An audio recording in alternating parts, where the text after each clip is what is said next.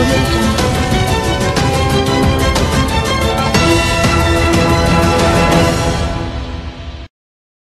Saya bersama-sama dengan anggota Polisi Nasional Papua Barat dan juga Tentara Nasional Papua Barat Negara Federal Republik Papua Barat untuk mendampingi saya mengantar ada instruksi Presiden tentang pembentukan Badan Struktur Organisasi Negara Federal Republik Papua Barat. Heboh Negara Federal Republik Papua Barat dan wawancara eksklusif Papua Merdeka. Sekelompok simpatisan Negara Federal Republik Papua Barat, NFRPB, membuat heboh tanah Papua, terutama warga Kota Sorong, Papua Barat Daya, pada Senin 14 April 2025.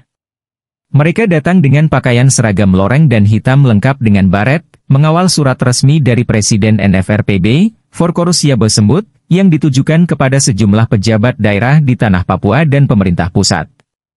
Aksi damai tersebut dipimpin oleh Abraham Goram Gaman, staf khusus Presiden NFRPB bidang kemitraan, didampingi 7 orang pengawal.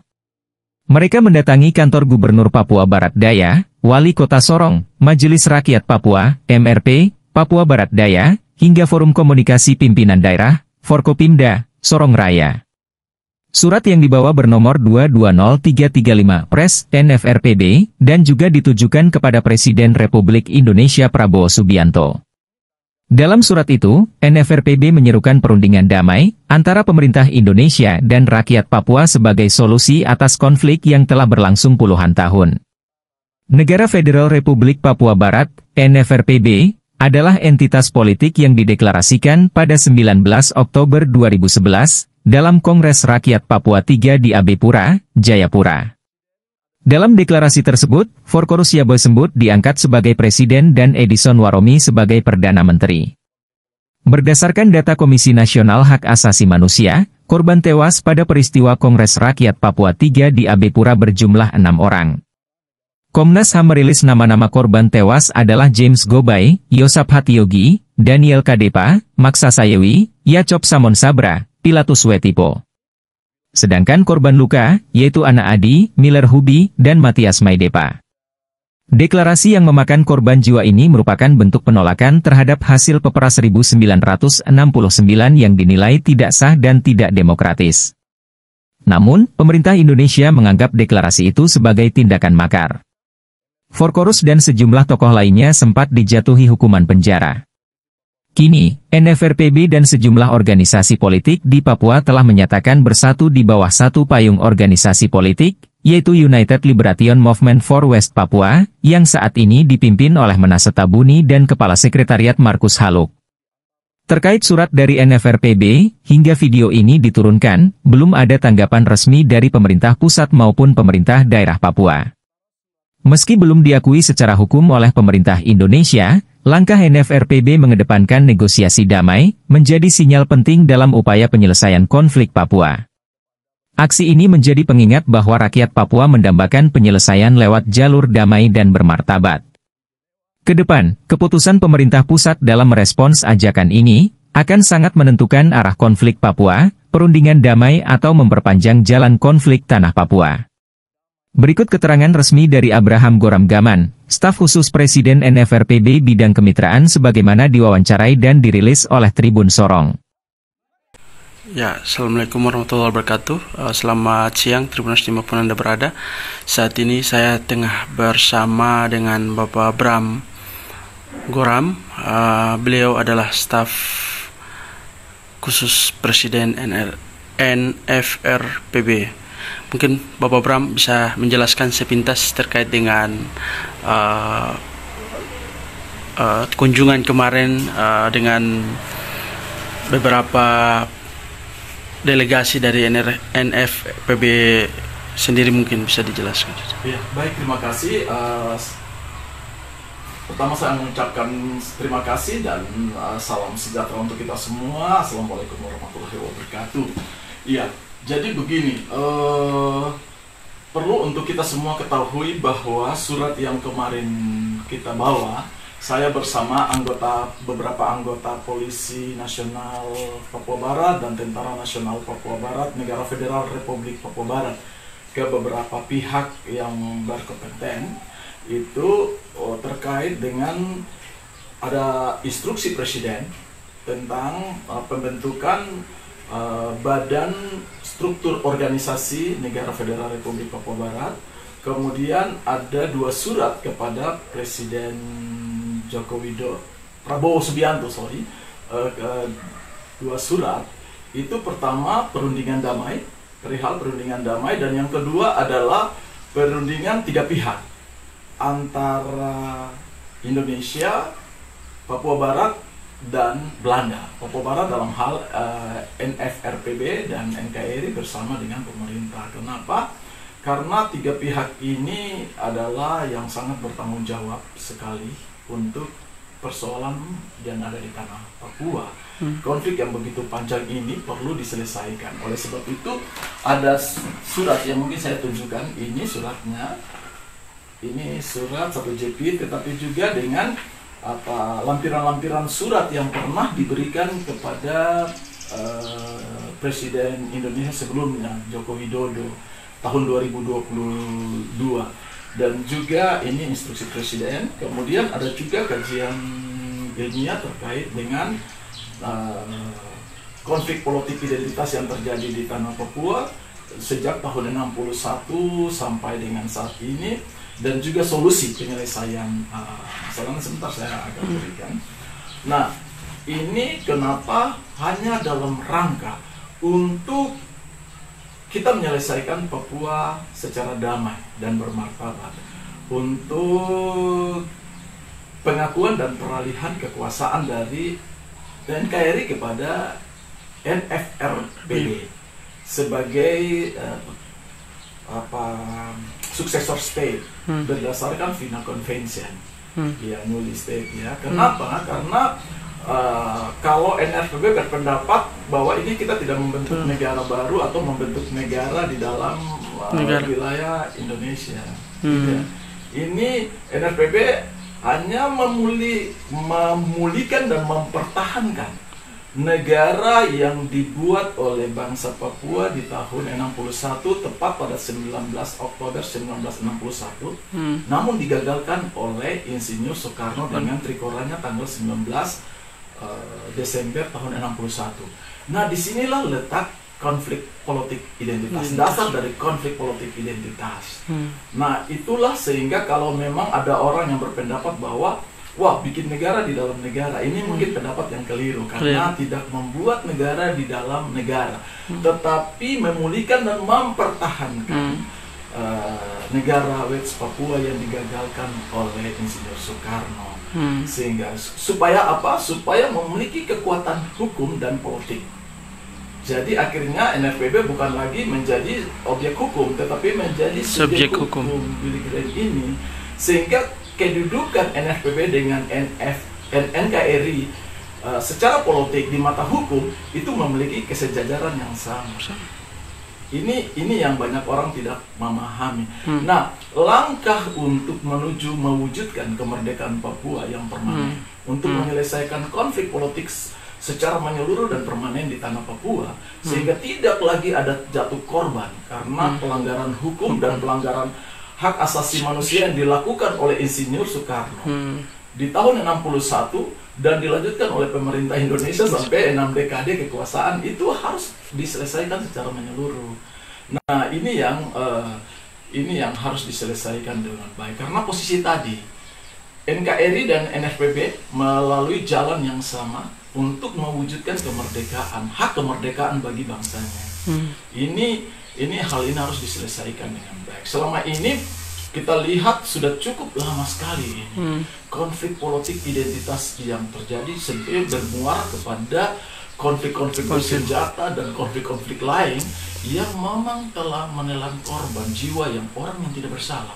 Tidak hanya orang Papua, asli Papua, tetapi juga orang yang lain, kelompok Nusantara yang sudah tinggal di Papua. Banyak anggota TNI yang meninggal, tetapi juga anggota PPN juga meninggal. Dan kalau kita lihat dalam catatan rilis, lebih dari 500.000 korban jiwa, orang yang tidak bersalah. Warga sipil juga. Warga sipil juga ikut. Guru-guru kita lihat baru kemarin, kita semua sedih. Ada guru, ada nakes, dan yang lain-lain ikut. ikut menjadi korban karena konflik politik ini. Itu gitu kira-kira dasarnya.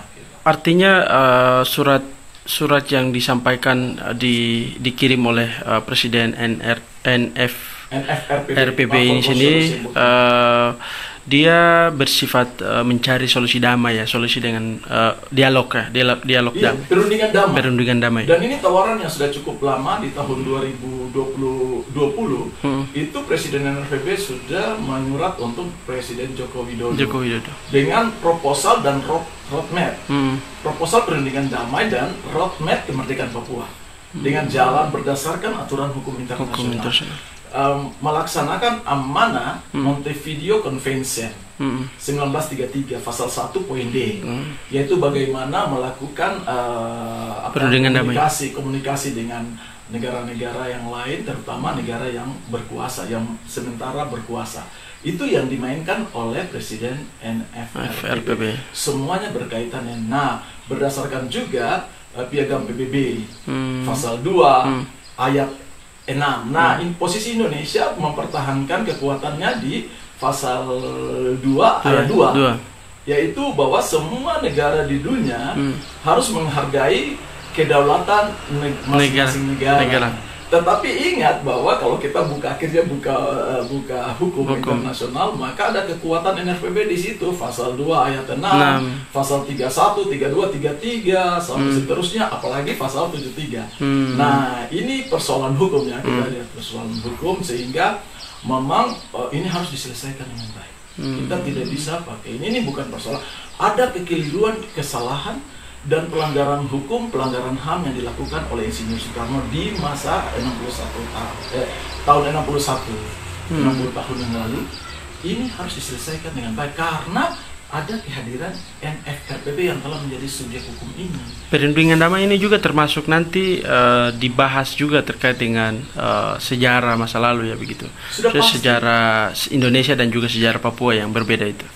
Betul. Jadi begini, akhirnya kan kita nanti mempertahankan, loh kenapa bikin negara baru? Kan kita satu nih, satu dijajah oleh Belanda. Di Nederlands Indies. Nah, ya, kalau kita pelajari, akhirnya ternyata Papua dan Indonesia itu dua entitas bangsa dan negara yang memang 100% berbeda. Yang punya hak yang sama untuk bernegara dan berpemerintahan sendiri di atas wilayahnya masing-masing. Kemudian pertanyaannya, kan dijajah oleh, ini kan semua Hindia Belanda. Tunggu dulu, beda. Kalau akhirnya kita lihat ya, Nederlands Indies, yaitu Hindia Belanda, mantan pemerintahan, itu telah terjadi pergeseran hukum. Jadi hanya terjadi Sabang sampai Morotai. Maluku ya. Pokoknya Maluku ya, Morotai paling ujung sini. Sementara Nederlands New Guinea itu berbeda. Kita lihat dari tahun kekuasaan juga, Belanda berkuasa atas Nederlands Indies itu dari tahun 1960-an. 1960-an salah. Tahun 1690-an, 96 dan sekian. Sementara Belanda baru menguasai Papua itu baru 1824. Ya, jadi memang berbeda, ada 200 tahun. Memang beda jauh. Jadi bukan ya. Nah, itulah yang akhirnya Muhammad Hatta memakai kajian ilmiah itu untuk tidak menggabungkan Papua masuk dalam wilayah Negara Kesatuan Republik Indonesia dalam pembahasan di bulan Juli gitu. PPKI pada saat itu untuk mengunduh. Nah, ini sebenarnya latar belakang. Jadi memang ada kekeliruan, kesalahan dan masa lalu. Ini yang harus memang kita kaji. Kemudian wah, Indonesia kan sudah bangun, ya terima kasih. Indonesia sudah bina orang Papua dari tahun 1963 sampai saat ini. Ya, ada keberhasilan, tetapi juga ada kesalahan, pelanggaran hukum dan pelanggaran HAM yang harus diselesaikan. Ini persoalan yang harus kita lihat masalah Papua dengan baik. Dan jangan ditutup mata ya. Kita tidak bisa tutup mata. Apakah begini? Kira-kira kalau adik sudah tahu ada kesalahan, apakah kita harus menterjerumuskan diri di dalam kesalahan itu? Ataukah kita memperbaiki kesalahan ini untuk kedamaian, untuk kehidupan damai sejahtera bagi semua orang, baik di wilayah Indonesia, tetapi juga di wilayah Papua, supaya tercipta hubungan kerjasama di antar kedua negara. Kalau akhirnya langsung terjadi dengan baik, ini saling menguntungkan. Ini masa depan, kalau menurut saya masa depan Indonesia itu bukan ada Papua di dalam Indonesia. Nah, salah, itu keliru. Masa depan Indonesia itu ada di dalam kemerdekaan. Karena memang 100% Papua bukan Indonesia. Kita tidak bisa mengharapkan sesuatu kehidupan damai sejahtera berada di atas landasan pelanggaran hukum dan HAM yang kita lakukan. Dan bisa. Karena itu kepentingan, dua kepentingan. Kalau kita ibarat ini Papua dan Indonesia itu dua entitas bangsa dan negara yang berbeda. Ada Bintang Fajar di sini, ada Air Merah Putih di sini, ada Papua Barat di sini, ada NKRI di sini. Berarti langsung kita satukan begini. Ini pasti begini sudah. Berbeda langsung. Itu yang kita alami hari ini. Ini tidak boleh. Dengan arif dan bijaksana kita yang telah berpendidikan, yang sudah tahu, kita ternyata begini ya, ini masa lalu. Mari kita ciptakan suasana yang harmonis, menyelesaikan konflik politik identitas berkepanjangan ini dengan damai antara dua negara bangsa yang memang berbeda, untuk saling mengakui, menghargai, menata masa depan yang baik untuk kedua negara ini menjadi pilar ekonomi di Asia Pasifik. Saya memang terlalu percaya kalau semua ini berjalan dengan baik, saling menerima, maka Indonesia dan Papua akan menjadi pilar ekonomi di Asia Pasifik dengan potensi sumber daya alam yang luar biasa. Ini surat yang kemarin ini sudah dikirimkan ya, sampai hari ini sudah dibalas, mungkin direspon oleh gubernur atau wali kota atau belum direspon, tapi yang untuk wali kota, Kapolres dan yang di dalam ini kan cuma pemberitahuan. Tetapi yang ini adalah ke Presiden Prabowo. Ya cuma sudah diterima, cuma ya untuk merespon belum ya. Kapolres? Kapolres sudah direspon. Kemarin kita langsung kasih ke Kapolres, tetapi juga ke luar negeri, ke berbagai pihak yang ada di luar negeri. Nah kalau surat sepintas mungkin isi suratnya, spill sedikit saja. Ya, isi surat ini untuk perundingan damai. Iya. Pentingnya ada perundingan damai untuk menyelesaikan persoalan Papua secara menyeluruh dan tuntas antara NKRI dan NFPB. Kan ini kalau misalnya ada inisiatif dan toleransi dari pemerintah Indonesia, maka kan kita tidak perlu lagi pakai pihak yang lain. Seperti konferensi meja bundar. Ya cuma Belanda dengan Indonesia saja. Selesai, oke, Indonesia, Belanda angkat topi, itu kalian punya hak. Tetapi tolong diselesaikan beberapa item. Misalnya contoh, akhirnya dalam kesepakatan meja bundar itu, konferensi meja bundar, pemerintah Belanda semua konvent ya angkatan bersenjata dibubarkan, kemudian konvent ditarik, kemudian semua aset menjadi Indonesia, tetapi Indonesia wajib membayar utang Hindia Belanda 4,3 miliar. Kalau kita lihat dari isi konvensi meja bundar itu, kenapa barang itu telah diciptakan untuk Indonesia, Belanda, NFRPB dan NKRI? Duduk baik-baik supaya mengatur masyarakat sipil, yang siapa yang mau tinggal di Papua, siapa yang mau ikut Indonesia, baik pegawai negeri atau siapapun, swasta, TNI, Polri atau gitu ya. Siapa mau ikut pemerintah Indonesia, ya apa yang mau tinggal ya sudah, tinggal ganti warna saja. Dan kegiatan pemerintahan tetap jalan, karena memang kita harus membangun negeri ini untuk menciptakan damai sejahtera bagi semua warga negara yang ada di tanah Papua. Di West Papua. Di West Papua nanti. Ya kita akhirnya jadi West Papua kan negara ya.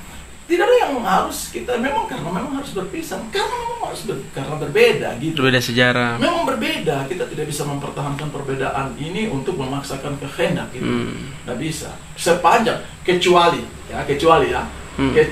kalau orang Papua tidak lagi mau mengungkit hak mereka untuk bernegara dan berpemerintahan sih. Sudah habislah, kita anggap sudah selesai. Tetapi sepanjang orang Papua masih mempertahankan hak kemerdekaan mereka, itu soal berat bagi pemerintah Indonesia. Kalau kita akhirnya diperhadapkan dengan hukum, mereka akan buat kajian macam begini. Wah, Indonesia macam begini. Ya sudah, kita bisa, pemerintah Indonesia bisa apa untuk mempertahankan Papua? Nggak bisa itu. Saya terus terang, karena memang berbagai kajian saya terlibat, maka memang kita harus menyelesaikan. Dan warga negara Indonesia benar-benar dituntut untuk pilar negara ini harus benar-benar tertanam. NKRI, Undang-Undang Dasar 45, Pancasila dan Bhinneka Tunggal Ika ini harus ditanamkan dalam menjaga NKRI dengan baik. Kalau kita akhirnya mengamalkan Pancasila dan Undang-Undang Dasar 45 dengan sungguh-sungguh, maka wajib hukumnya kita mendukung Papua Merdeka. Karena memang kemerdekaan itu ialah hak segala bangsa. Ini akhirnya ya sudah. Kita pukul diri sendiri. Saya pikir mari dengan arif dan bijaksana kita menyelesaikan persoalan Papua dengan baik. Saudara, dukung perubahan positif untuk Papua. Jika video ini dan konten lainnya di Jejak Papua Channel ini bermanfaat dalam mencari solusi bagi berbagai tantangan di tanah Papua, maka mari bersama mengambil peran. Klik subscribe untuk terus mendukung informasi dan inspirasi bagi Papua yang lebih baik. Bagikan video ini melalui WhatsApp dan media sosial agar lebih banyak orang bisa ikut serta dalam perubahan. Tinggalkan komentar di setiap video. Suara dan pandangan Anda sangat berarti dalam membangun diskusi yang konstruktif untuk Papua yang damai dan sejahtera. Setiap subscribe, share, dan komentar dari Anda adalah langkah nyata menuju perubahan. Mari bersama, wujudkan Papua yang penuh kedamaian dan kesejahteraan secara permanen. Amin. Salam damai.